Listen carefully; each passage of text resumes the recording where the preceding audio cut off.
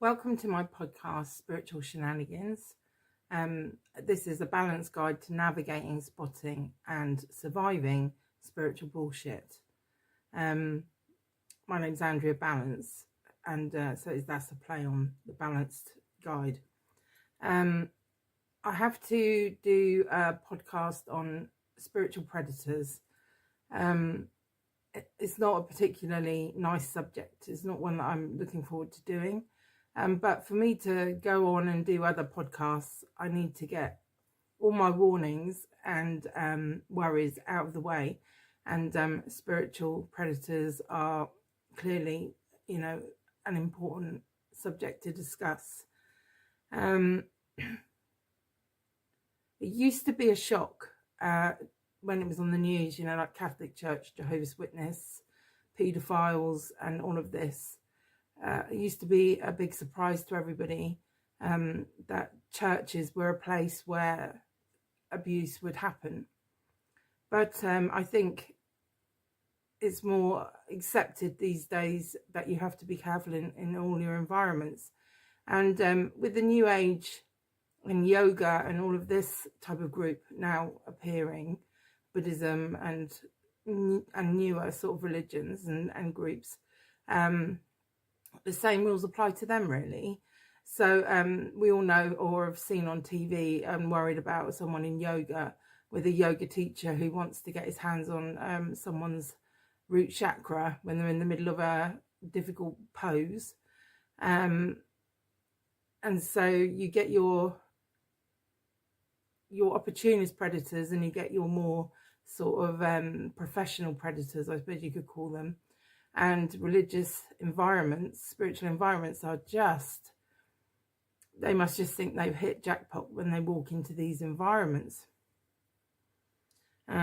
Especially pre-internet, I think. I think the internet, podcasts like this, videos, Netflix and so on, doing episodes on cults, series on cults, it's now becoming a little bit more mainstream to expect and be less shocked by the fact there are cults. But like in Britain, there are just so many cults in Britain, but it's not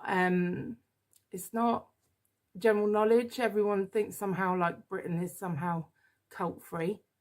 But I've met many people, for example, in the Jehovah's Witness church, and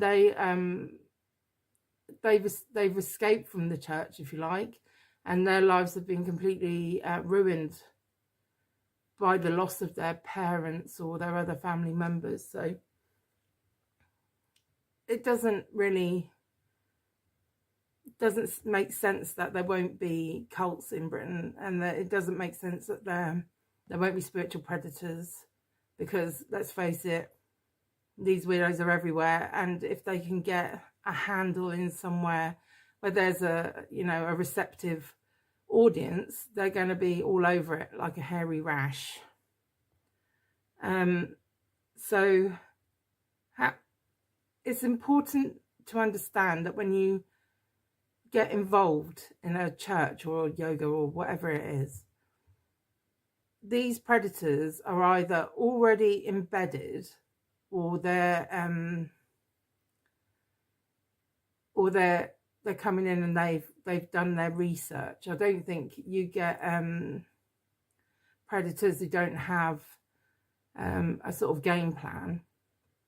So a lot of adults go into religious and spiritual environments and then people are shocked that adults have been caught up in a cult or in an abusive situation.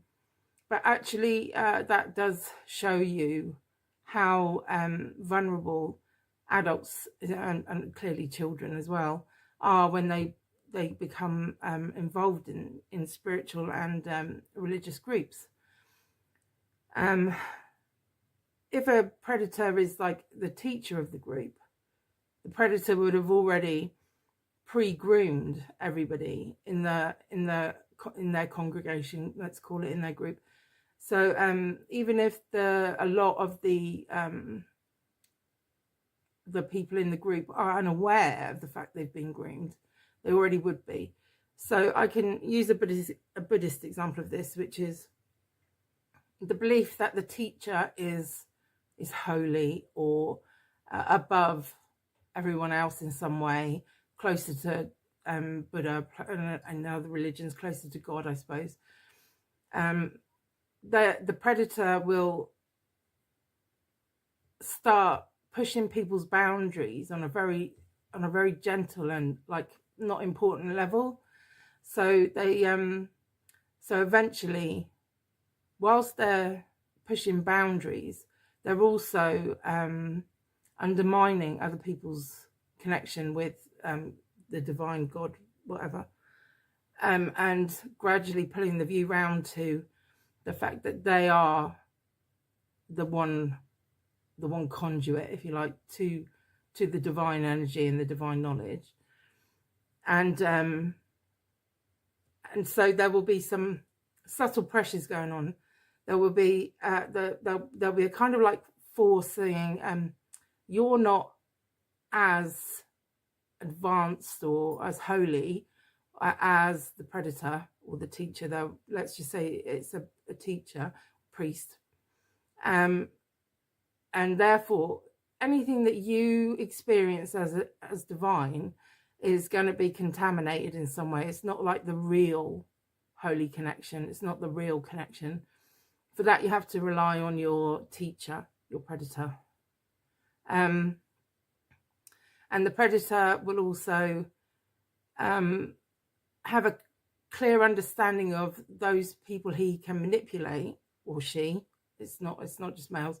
Who they can manipulate. They have a natural sort of knowing, and anyone that they know they can't manipulate, they will isolate, or they will spread doubt about. So if anyone comes into the group and doesn't like what they see, doesn't feel like it's pure, or I don't know what you want to call it, they will have doubt. They'll put doubt on that person, and because of that, the truth that person then goes on to speak will be seen as not important, impure, a lack of faith. It will just be undermined. And the predator will use techniques like jealousy, preference, so that he'll show preference to certain behaviors. He'll show preference towards certain types of people. He will, make some people more special than others. And then, of course, the person who says, hang on a minute, I thought, like in Buddhism, there's this thing called equanimity, where we're all equally able to become enlightened and become divine. That person will be told that they don't really know what they're talking about. So when you first go into a group, you don't know that there's a predator there. You don't know that while you're learning the language of that group, trying to associate your own feelings and experiences to that language. And I use the example of love. So you're coming into this group and you've got your own basis for your experience of love, wisdom, etc. And then you go into the group, and the undermining will start as soon as you arrive. Like, oh well, that's not real love, or you've never experienced divine love, or little sort of it seems very harmless at the beginning, things that you're getting wrong, that you get pulled up on, and you think, oh right, well I should really be watching that then. And then you are sent into a sense of to a place of insecurity, which is understandable when you're learning, where you hold open your views and you learn things. That's how you learn, and you become open to other people's interpretations. So while you're in this state of newness, of learning, that's when this predator he's already got you, because, or she, as I keep saying, because they they've already groomed the people around you. So the people around you don't realize they're doing it, but they're also grooming you. And so what you are learning before you realize it and associating your experiences with is a distorted view of the religion or the group or the spirituality. And this is why I say to you, you cannot believe that your spiritual path only starts when you enter a group or a church, because you've got your connection with the divine from when you're born. And like I said, I've had experiences as a child where I've had divine experiences, meditative experiences, and they weren't provoked by a teacher or a philosophy. They were just my direct experience. And I can see very clearly when I look back over my life where, I could argue divine guidance has come in and I've been redirected to different paths. And I can see clearly when I've ignored that and ended up in loads of trouble.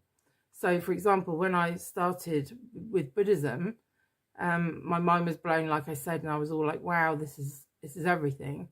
But it was very clear to me that my intuition, my inner knowing was like, don't get involved with these people. But because this particular group has centers everywhere, this is pre-internet as well, remember, and it's so accessible. So I was like, well, I could just go and learn as much as possible from the group, because they have teachings and they have centers everywhere. Because I couldn't work out, because I was particularly interested in Tibetan Buddhism, how I would be able to access these teachings unless I was in a group like the NKT.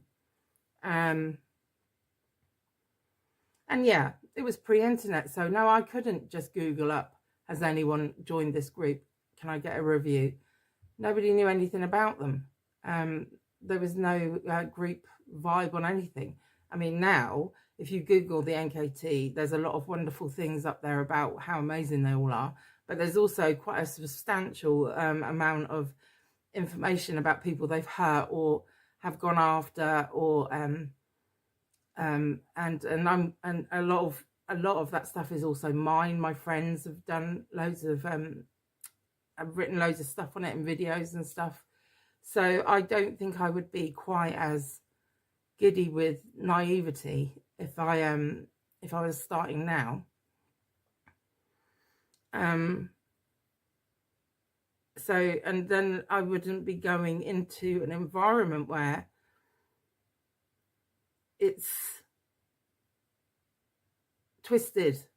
I would be more able to take the teachings from like the books themselves and not so much from the people. I think we are so trained, like as human beings, to look outside of us for guidance, look outside of us, because of course that's how children learn. Okay, so we learn from watching other people. Buddhism is particularly heavy with rituals, so you'll go into a meditation room and you learn how to what everyone else is doing so that you can just fit in and experience the same thing as they're having. And it's our kind of human process of learning that the predators hijack in a spiritual environment. And where I think spiritual abuse is particularly unique, although actually, it's not a game of which one gives you the most trauma, because there's no such thing. Trauma is trauma and a predator is a predator. But all of these really harmful predators, they get you in your building blocks of your mind. They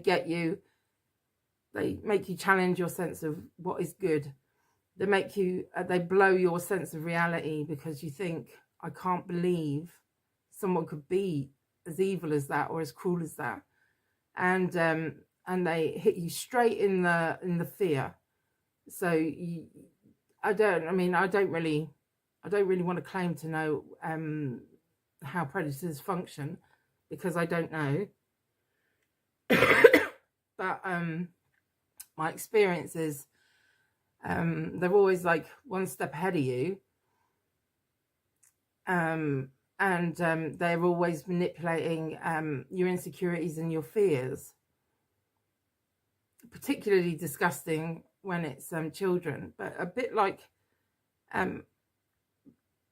when you get into the spiritual group, when you're first involved, it's like you're a child, because your warning bells are turned off, because you're blown away. Like, especially if you was an idiot like me, who's like thinks, wow, like whoever is teaching this stuff must really mean it. Wow, they're talking about honesty and like unconditional love, and they're all about emptiness and being close to like Buddha and becoming divine, and everyone must be amazing, when actually, clearly, using your common sense, everyone is just winging it, learning as they go, and predators are everywhere. And then you've got your accidental predators, which if there is such a thing, where they are like opportunist predators. So you've got like your weird cult leadery, like teacher, deliberate, like proper sociopathic, like nut jobs, who are like trying to run the joint. Then you've got your sort of, how do you put it? Almost like naive predator that is egotistical. So like believes that because they're learning all these amazing things, like they're really spiritual now, and therefore they can bless people and teach people things and do, be all amazing spiritual person.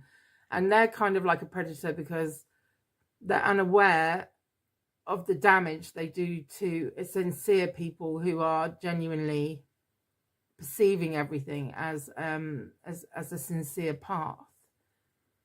I could tell you some horror stories. I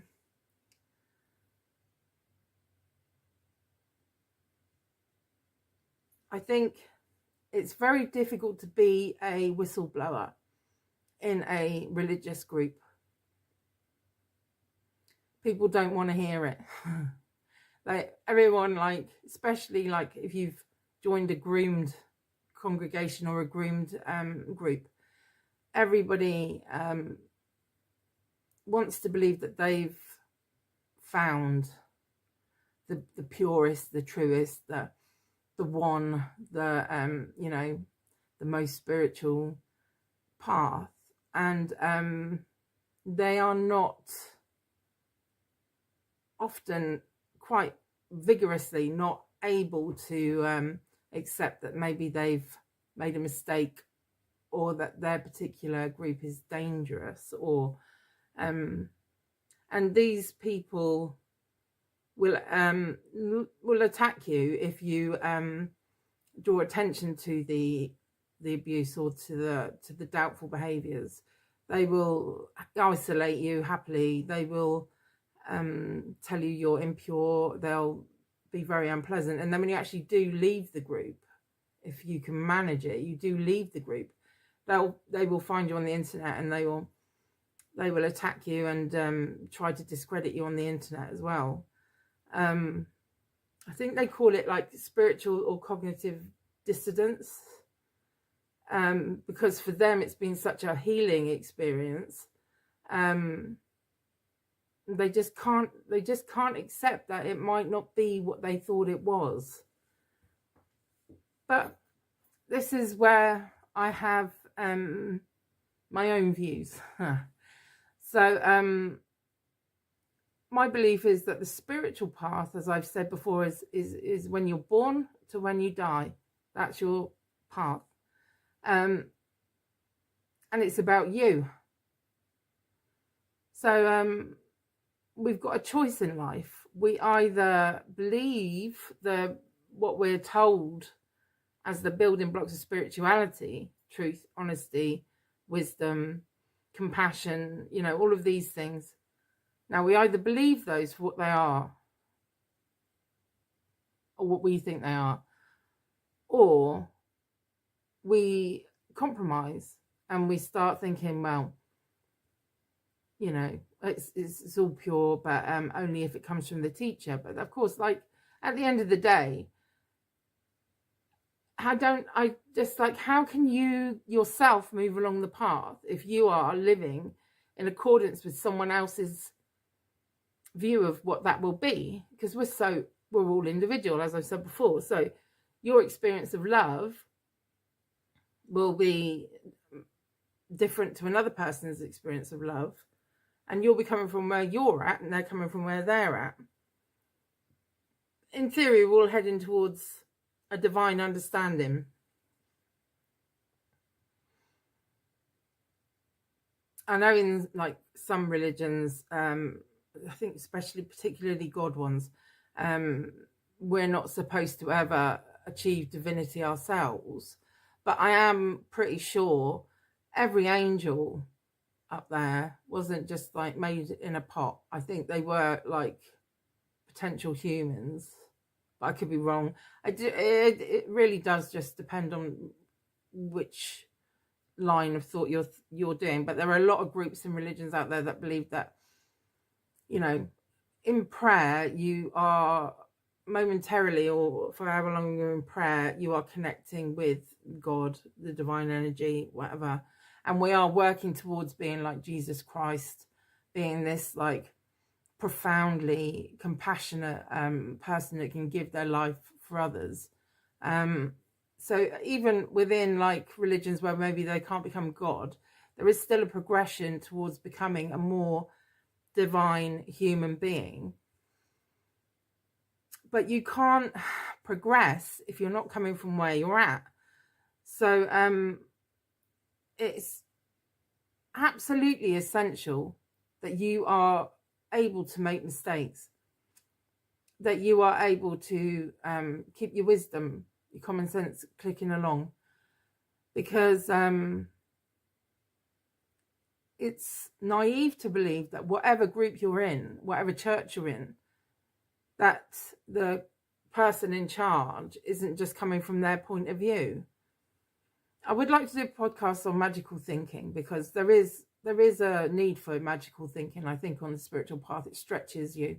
It changes your concrete beliefs about things. Magical thinking has a huge place in spiritual growth, but when it comes to an environment where you're starting to realize that, hang on, this guy or this woman, this isn't right, there's something wrong, I think you need to know very clearly that that's your wisdom, your divine connection, that's your spiritual path letting you know that this is not for you.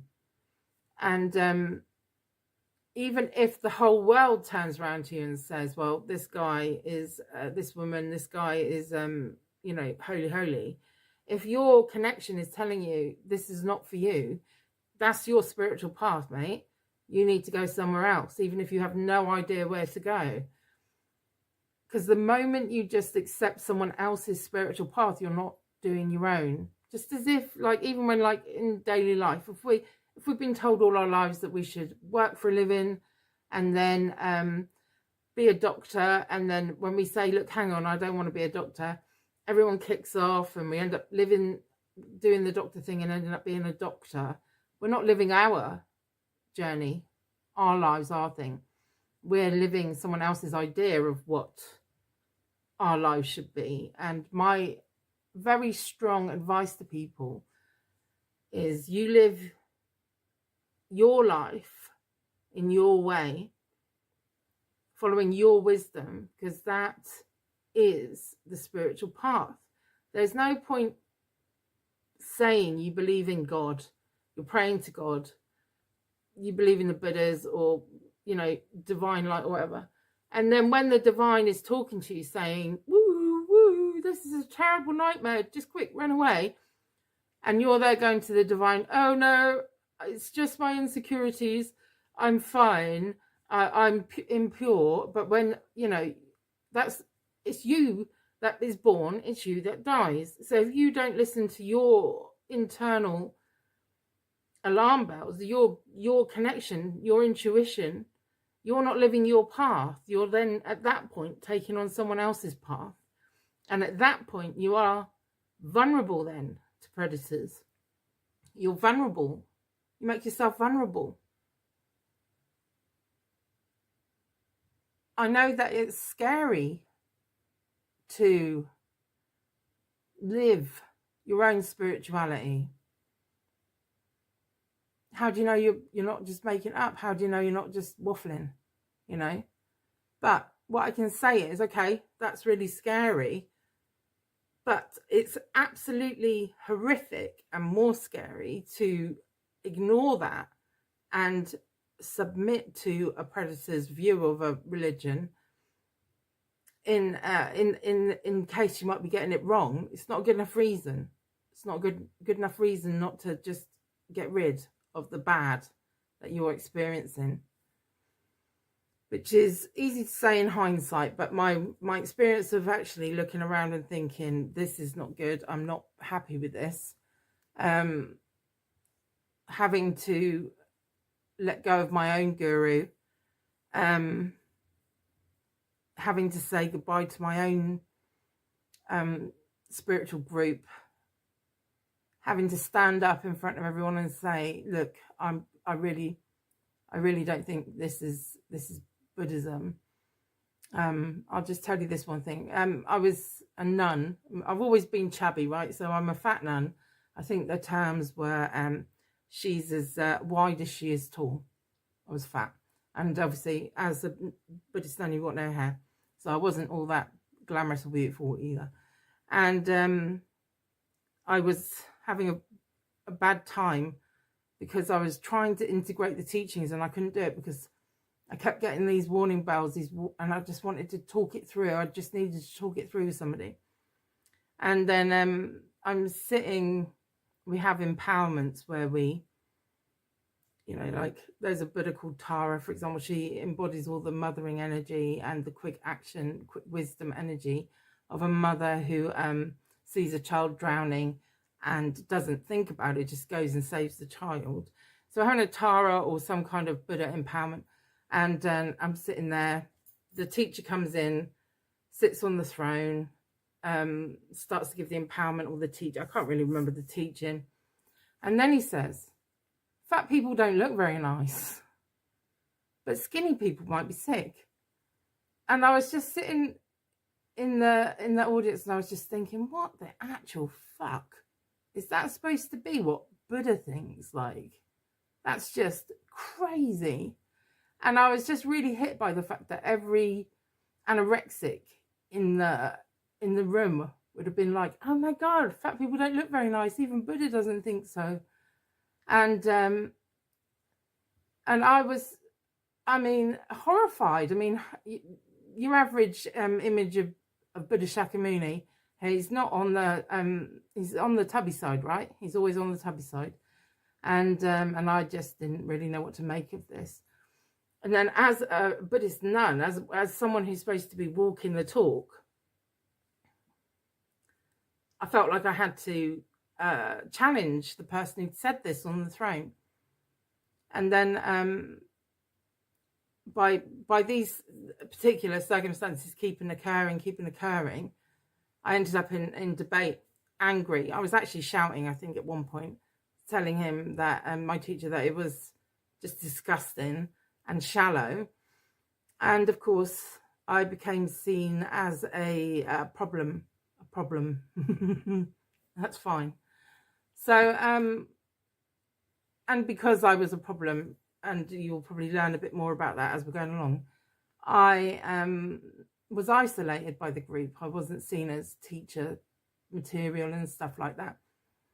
And but like I say, I believe that this particular group is a cult. So so standing up is terrifying. It's terrifying.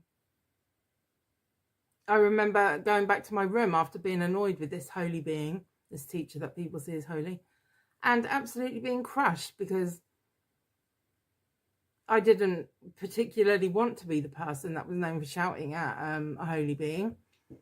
And I was horrified that I had to go through the whole thing. And in the end, I became very ill, trying to marry my inner understanding with what was going on in the actual environment.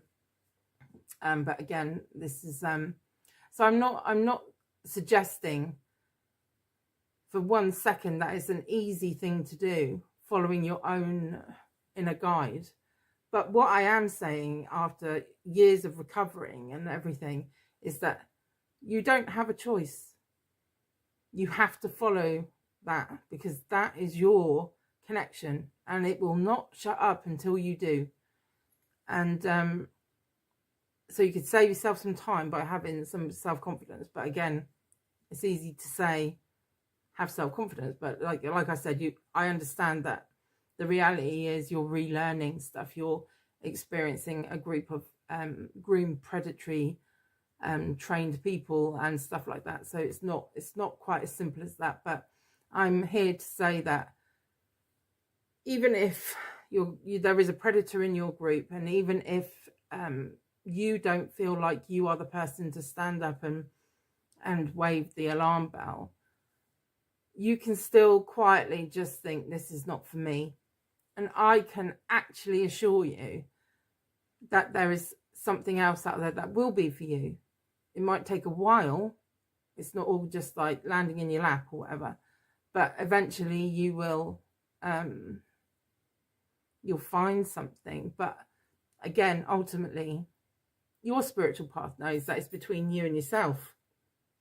So if the best thing for you is to be on your own, learning stuff off the internet, thinking about stuff, processing and changing in your own time, in your own way, then that's what will manifest for you.